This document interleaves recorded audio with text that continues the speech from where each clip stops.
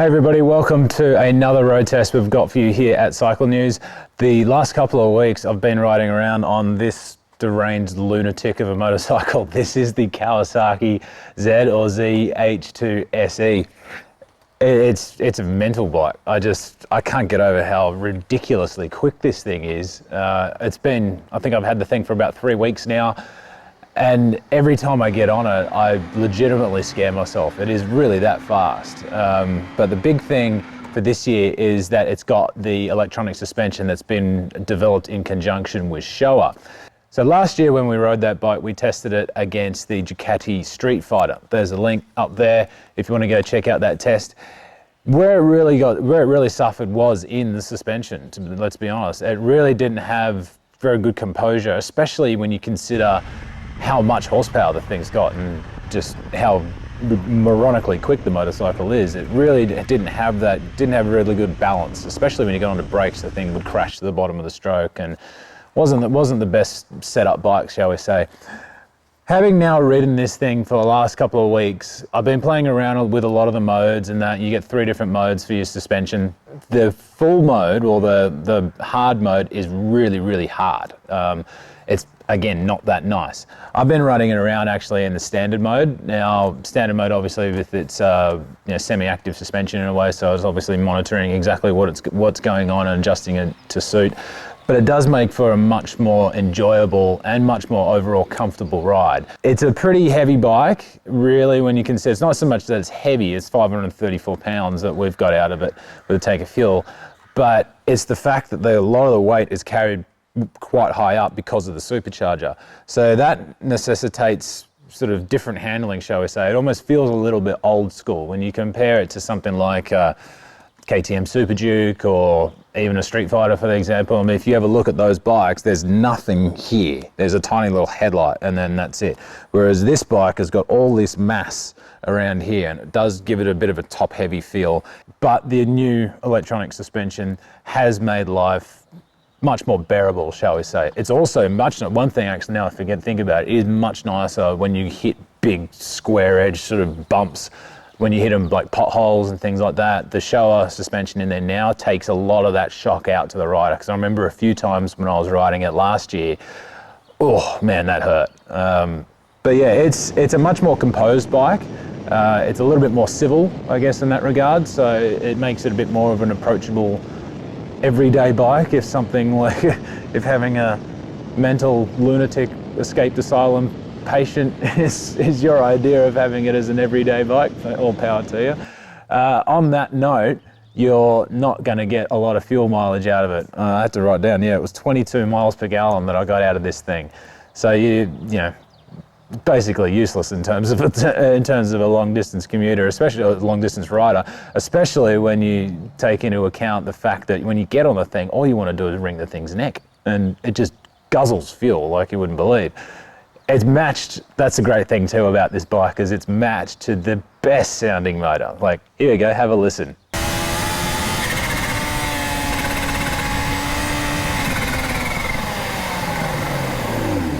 Man, I wish all combustion engine bikes could sound that good.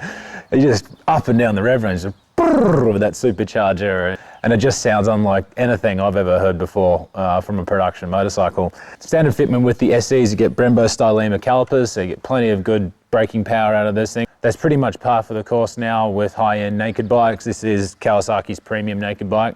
You also get cruise control on this thing, which is really nice. You get a quick shifter as well, up and down quick shifter. Quite a good one too. It's not as bang precise as something like the Suzuki Hayabusa that we tried last week, or a couple of weeks ago now. But it's a very good system, up and down quick shift. So you just it's a bit more of a heavier system, but it's very direct in that regard too. You're never going to snick a gear falsely or anything like that. It does the job really well. The electronics are a little bit different on this bike. Traction and wheelie control are the same thing. They also work with the Kawasaki launch control system. Now, launch control, when you think about it, you think at the lights, pull the clutch in, bang, go. But the launch control actually it works together with the traction and wheelie control under braking and acceleration as well. It's a different kind of system. I've got to say that I don't believe it's as precise as some of the other systems. I mean, this bike also comes with an Bosch inertial measurement unit as well. I don't think that it's quite as precise. Like when I dialed the electronics all the way back, like this, it would kick out, especially when the supercharger would really spool up between sort of 6,000 and 7,000 RPM. The thing would, it'd get pretty tail happy. I enjoyed it personally because it definitely kept you on your toes, but it could be a little bit, it might be a little bit full on for if you're not quite used to that kind of rush of a power. They have got a real fire-breathing bike here. Like this is, like, mark my words, this is one of the most bonkers bikes that you can get right now with a license plate, like hands down. When you consider the H2, when you consider the H2R and this thing, you also got the H2 SX. Yeah, it's a crazy fast bike. It really, really is. So you gotta treat it with a real lot of respect. And the fact that it's got the supercharger as well, it comes in pretty viciously, the power. It's not like, again, I think back to like Super Dukes and things like that, where it's just torquey all the way through. This thing sort of, once that supercharger is spooling up between sort of 5,000, 6,000 RPM, bang, man, it's out of there. It just takes off. You have LED lights front and rear. I gotta say, I love the styling of this thing. I love how angry and evil it looks. Like it's just such a gnarly, and like the fact like the paint's got metal flakes and that in there, which just shines up. I mean, that's old school Kawasaki. I remember having a ZX9 back in 2003. It was one of my first ever big bikes when I was a kid. And that had metal flakes in the paint as well. It's actually very similar paint to this. It looks so cool under lights, and so does this. At nighttime, man, it looks great. Yeah, it's a wild bike. It's got to say, it's not the most practical of bikes. It's pretty much useless if you're going to go out there and go and try and cover big miles on it, because you were just going to be filling up all the time unless you've got the thing on constant throttle, at which point you lose the fun of having a supercharger. Ergonomics wise, I find the bike is a little bit cramped for me. The bar is quite short or quite narrow. That was a bit of a problem that I had with the bike last year. So the ergonomics are basically the same as what they were. They haven't changed.